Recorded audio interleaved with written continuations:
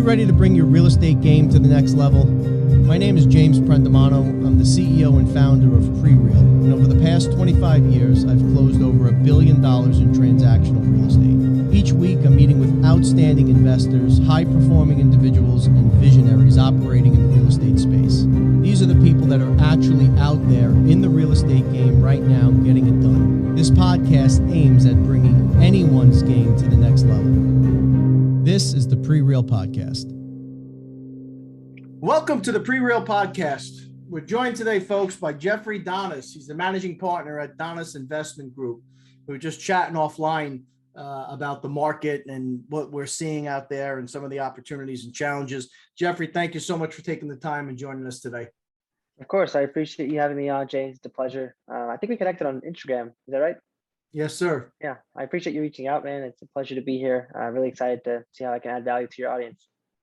I'm wondering what your journey has been like. Have you found the community to be ingratiating and yeah?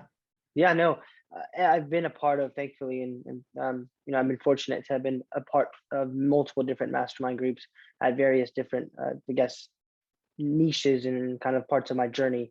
It's been amazing every step of the way, and I continue to look for more groups to join. But everyone's been, accepting us with open arms. And by us, I work with my two brothers, so I have a twin brother and an older brother, and we're young. We're obviously hungry, but in regards to our background, we don't necessarily come from money and things like that. So when we go into these groups, a lot of people might be intimidated if they come from a similar background or have similar limiting beliefs that they've had to overcome.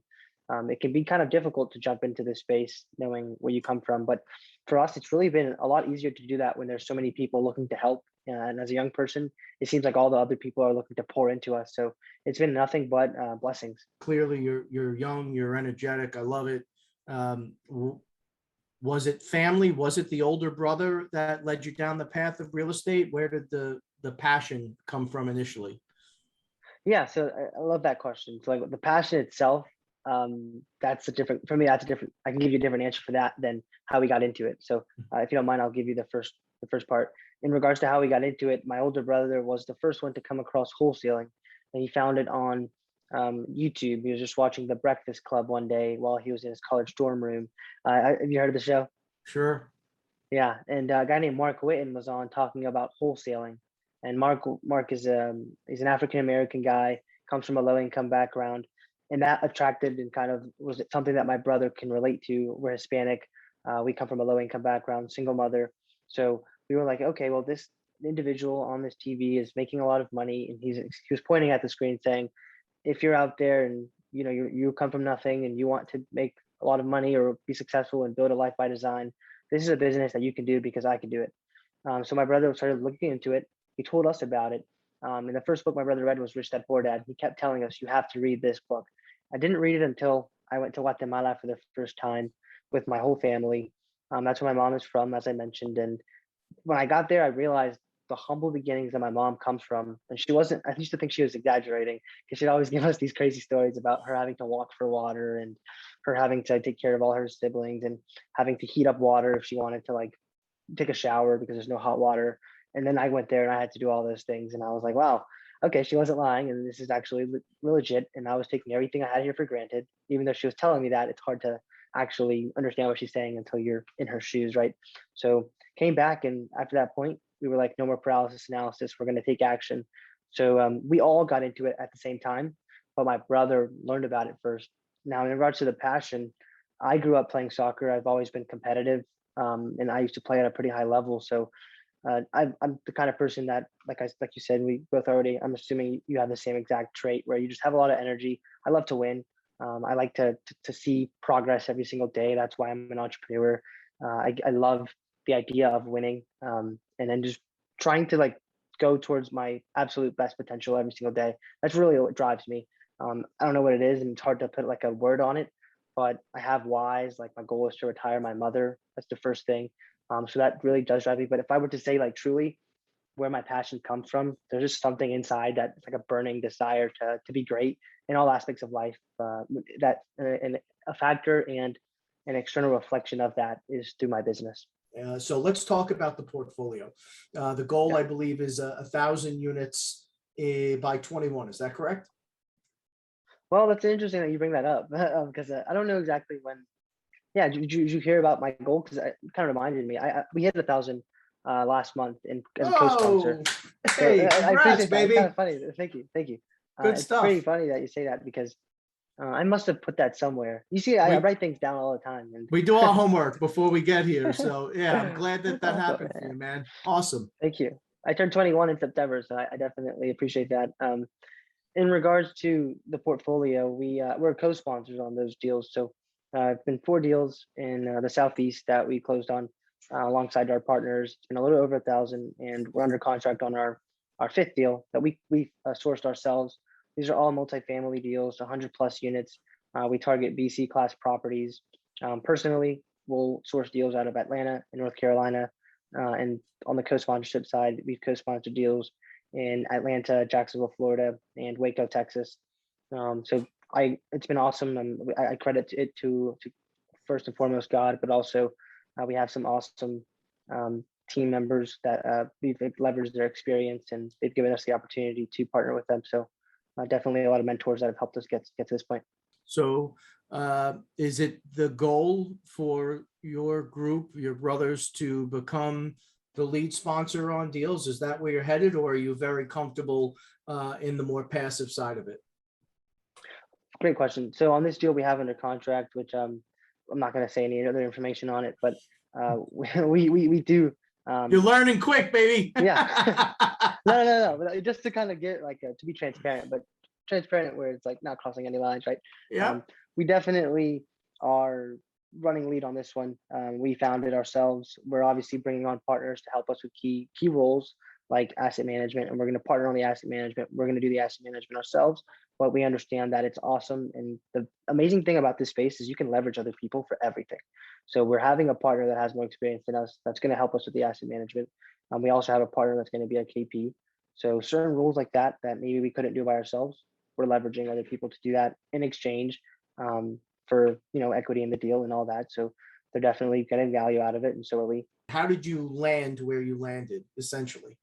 Yeah, so we live in North Carolina, so I would first and foremost say it's geographically it makes the most sense to go to the markets that we're in. So I live here in Raleigh, Durham, the Raleigh Durham area, which is why we look here. We look in Greensboro, North Carolina, and Charlotte, and then also Atlanta is a market that we're in, and it's only 6 hours from my house. It's an amazing market, and we were already co-sponsors on a deal there, so that's why we chose those markets.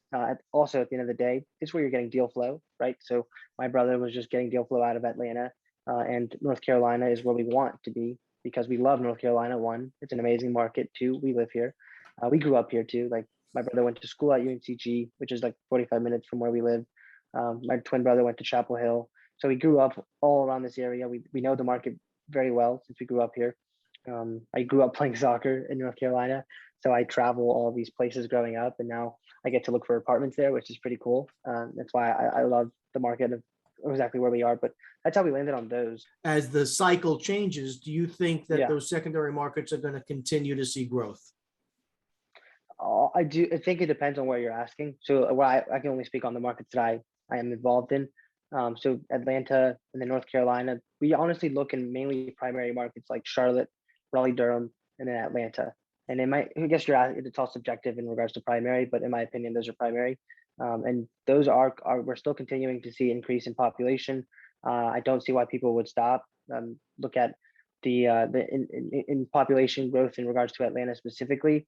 That's continuing to go up. There was an article that came out last week that it was ridiculous numbers in regards to the amount that it was increasing.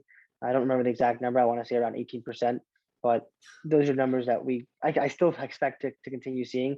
I think Atlanta's not in like a New York in regards to where those markets are at, right? It's very, very far from that. So I do think people will still continue to move there. And also people follow the jobs, right? So as jobs continue to move into these certain markets, I do expect to see the same population of people that are looking, and it might slow down a little bit as these things start to like fizzle out and the dust starts to settle. But I do think things like COVID happened, and that's why we saw that increase in people coming from New York down to the Southeast. As COVID goes away, maybe people start to move back. But at the end of the day, these are amazing places to live in comparison to New York. It's a lot more affordable. And at the end of the day, that's where jobs are going. A lot of these big companies are like Tesla, for example, they're moving to Texas away from California. So these are things that I do expect to continue happening. We're headed into what I believe is going to be a significant amount of time of continued raising interest rates. So I'm curious, how does that impact the investment strategy for your team, both in the short and long term? Yeah, so short term in regards to how we approach deals, we're obviously a little bit more picky. So we've honed in on the criteria in regards to what deals we're looking for. So vintage wise, we in the past we were open to doing 60 deals, properties built in the 1960s. Now we're really keen on 1975 and newer, for various reasons, which we can get into. In regards to the class, we're looking for C plus, closer to B minus, properties in great locations, either A markets or B plus areas. And also in regards to markets, we've honed in, as I already spoke about, just on Atlanta and just on North Carolina, because we're very confident in those areas, especially during these uncertain times. When it comes down to the financing aspect of it, I do leverage and kind of love having this awesome sponsorship team around me, because they have a lot more experience than I do. My partner has over 25 years worth of experience and over $1 billion assets under management. So although I haven't personally been through that many cycles, I know he has. Obviously, he's been alive a lot longer than I have. So fortunately, he's been able to survive these cycles and learn a lot of lessons and valuable lessons from them. So we do leverage that. In regards to the types of debt we're looking at, the deal is obviously going to depend on the deal. So a lot of people in this space that I looked up to are pushing for, anyone in their audience to get fixed rate debt over the long term. So that way, we don't know what's going to happen with interest rates. No one does.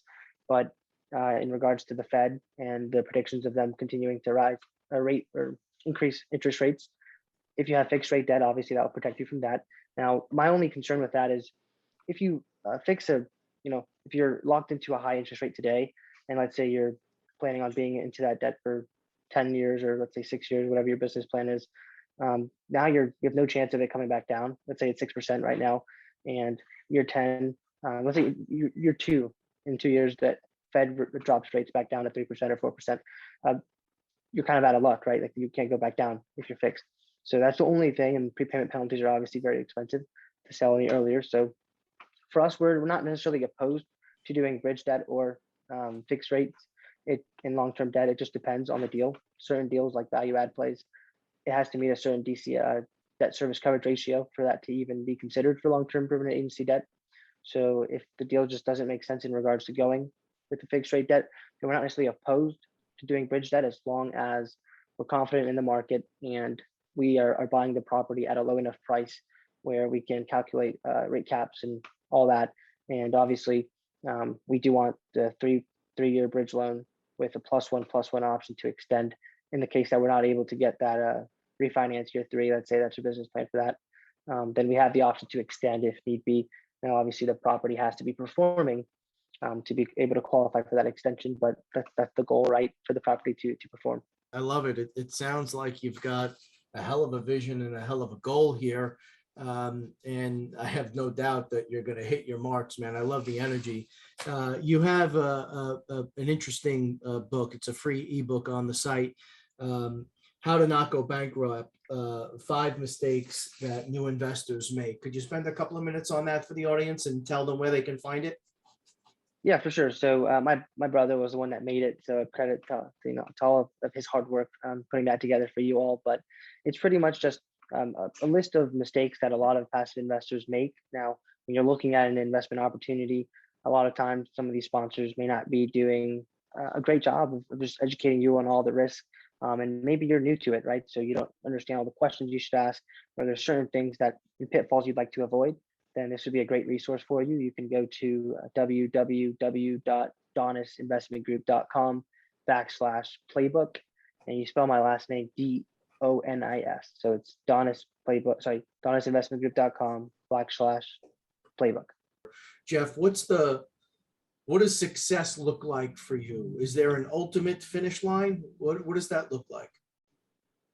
Yeah, so I think success is it's something that like Matthew McConaughey, who was someone that is like in the Hollywood scene, he once said at a Grammy, when he was giving his Grammy speech, acceptance speech, he said, "My dream, the dream person, and the person I look up to is the person I'll become in 10 years." So every time I win an award, or every year, that changes, and that person is still 10 years away all the time. And for me, that's really the way I look at it. So I honestly don't think I'll ever meet all of my goals.